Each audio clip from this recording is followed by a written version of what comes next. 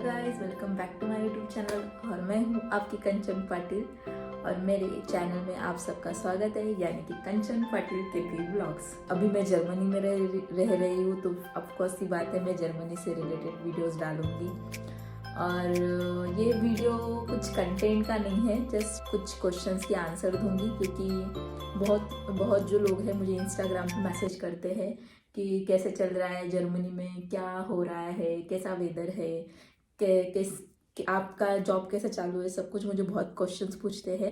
लेकिन मैं हर किसी को इतना टाइम नहीं है मुझे कि मैं हर किसी को पर्सनल मैसेज पे वो सब एक्सप्लेन कर पाऊँ। तो इसलिए मैंने सोचा कि मैं आज एक वीडियो बना लेती हूँ, उसके ऊपर मुझे जो जो क्वेश्चंस आते हैं हमेशा मैं उसके ऊपर आज थोड़ा सा बोलूँगी। तो मुझे जर्मनी में आके पूरा 1 मंथ कंप्लीट हो चुका है। Congratulation to me. अब यहाँ पे मुझे कोई कॉन्ग्रेचुलेशन करने के लिए है नहीं, तो मैं खुद को खुद कॉन्ग्रेचुलेशन करती हूँ, शाबाश। तो 9 नवंबर को मैं आई थी यहाँ पे, और आज अभी मैं फ्लैशबैक में जाती हूँ तो मेरा फर्स्ट डे कुछ न्यू था मेरे लिए, सब कुछ न्यू, सब कुछ। और स्पेशली मैं जहाँ पे आई हूँ वो है NRW साइड, यानी नॉर्वे साइड, रेमशाइड में। तो यहाँ पे ना एक भी मुझे इंडियन नर्स मेरे फिर्मा यानी मेरी कंपनी में एक भी नर्स इंडियन नहीं है।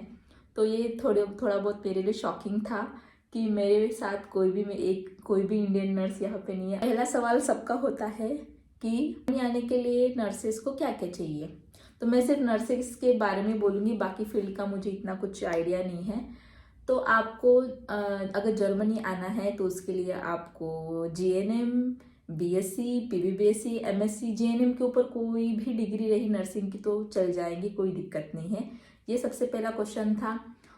एक्सपीरियंस की नीड है क्या? तो नहीं, आप फ्रेशर्स हो फिर भी आप आ सकते हो, कोई दिक्कत नहीं है। अगर एक्सपीरियंस है तो वेल एंड गुड।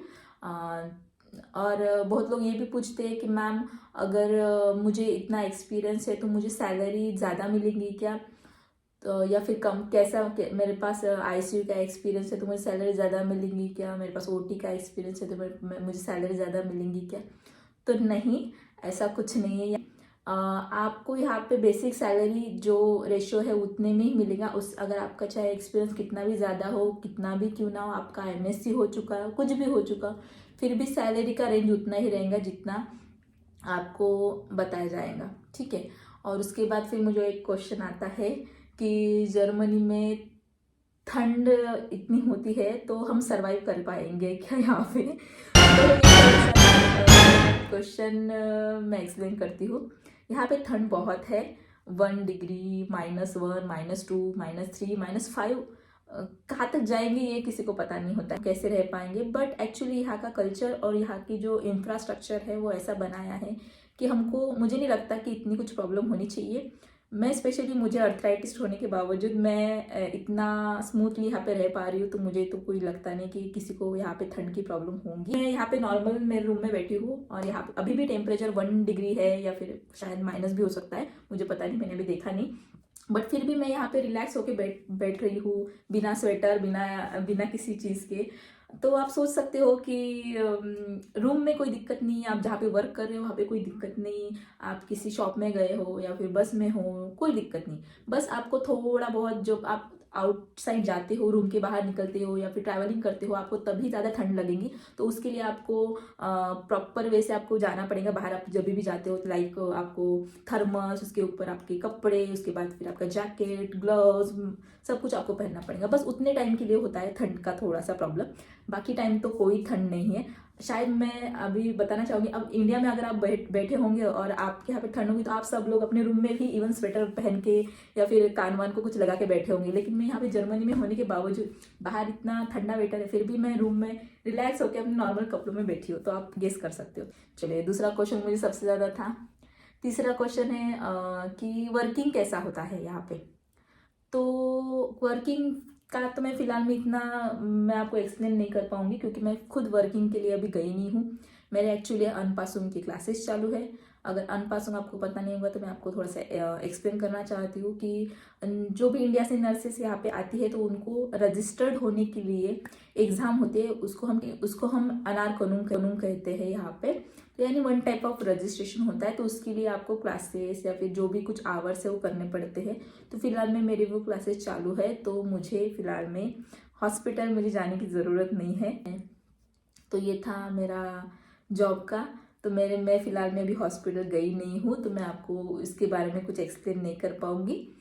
और इसके बाद और क्वेश्चन क्या था, सैलरी। हाँ, तो सैलरी का भी बहुत लोग पूछते हैं मुझे कि अब आप जॉब नहीं करते हो। अभी किसी से बता देती हूँ कि मैं हाँ हॉस्पिटल नहीं जा रही हूँ, बस मेरी क्लासेस चल रहे हैं। तो फिर भी ये पूछते हैं कि आपको सैलरी मिल रही है क्या। आप बिना, मैं बताना चाहती हूँ कि मैं बिना जॉब पे गए हुए भी मुझे सैलरी मिल रही है और मुझे सैलरी आ रही है। तो ऐसा नहीं है कि आप अगर हॉस्पिटल गए तो ही आपको सैलरी है। जिस दिन की आपकी ज्वाइनिंग है, जिस दिन से आपने स्टडी चालू की है, क्लासेस चालू की है, या फिर जो कुछ भी हो, आपने अगर ड्यूटी चालू की होंगी, हर हर हर हॉस्पिटल और हर सिटी का अपना अपना अलग तरीका है फिर नर्सेस को कैसे मैनेज करना है। तो किसी का हो सकता है कि 15 दिन की क्लास लगे, उसके बाद ड्यूटी लगे। तो मेरा जो है फिलहाल मेरे 2 मंथ क्लासेस है, उसके बाद मेरी ड्यूटी लगने वाली है, तो मुझे टेंशन नहीं है। तो मुझे सैलरी आ रही है। हाँ, तो मुझे पढ़ने के भी पैसे मिल रहे हैं, नो टेंशन है, और सैलरी भी ठीक ठाक आ रही है। मैं सैलरी ज़्यादा एक्सप्लेन नहीं करूँगी आपको कितनी मिल रही है। चलो, तो ये बेसिक 3 क्वेश्चन थे मुझे, जो हर मेरे इंस्टाग्राम पे मुझे एक एक करके आ रहे थे। तो ये था मेरा फर्स्ट मंथ, जो मुझे बहुत सारे क्वेश्चंस आ रहे थे, तो मैंने उसका बस जवाब दिया है। और हाँ, अगर आप नर्सेस जर्मनी आना चाहते हो तो उसके बाद आपके पास डिग्री सब कुछ है, तो आपको करना क्या पड़ेगा उसके लिए। तो करना ये है आपको कि आपको सबसे पहले तो लैंग्वेज रिक्वायरमेंट है, लैंग्वेज आपको पढ़नी पड़ेगी। A1 से लेके तो B2 तक रिक्वायरमेंट होती है यहाँ पे नर्सेस को, तो आपको B2 तक पढ़ना पड़ेगा। उसके बाद फिर इंटरव्यूज़ वगैरह सब कुछ हो जाता है आपका। आप खुद से भी ये प्रोसेस कर सकते हो, या फिर किसी कंसल्टेंट से की आप मदद भी ले सकते हो। तो ये था मेरा वन मंथ, और मैं आगे आपको मैंने जो जो एक्सपीरियंस किया है वो सब कुछ आपको बताऊंगी। तो चलो फिर मिलते हैं नेक्स्ट व्लॉग में। ये व्लॉग जस्ट टॉकिंग था और कुछ नहीं, क्योंकि मुझे बहुत सारे क्वेश्चन आते हैं। मैं किस किस को रिप्लाई दूँ मुझे समझ में नहीं आता है। इस वजह से मैंने चलो बोला कि मैं वीडियो बना देती हूँ, जिनको देखना होगा वो देख लेंगे और अपने अपने जो डाउट्स है वो क्लियर कर लेंगे। ठीक है, तो और आपको कुछ जानना है या फिर आपको कुछ क्वेरी है तो आप मुझे DM कर सकते हो, इंस्टाग्राम पे भी कर सकते हो या फिर यूट्यूब पे भी कर सकते हो। तो मैं ये ब्लॉग यहीं पे एंड करती हूँ। Thanks for watching, stay tuned.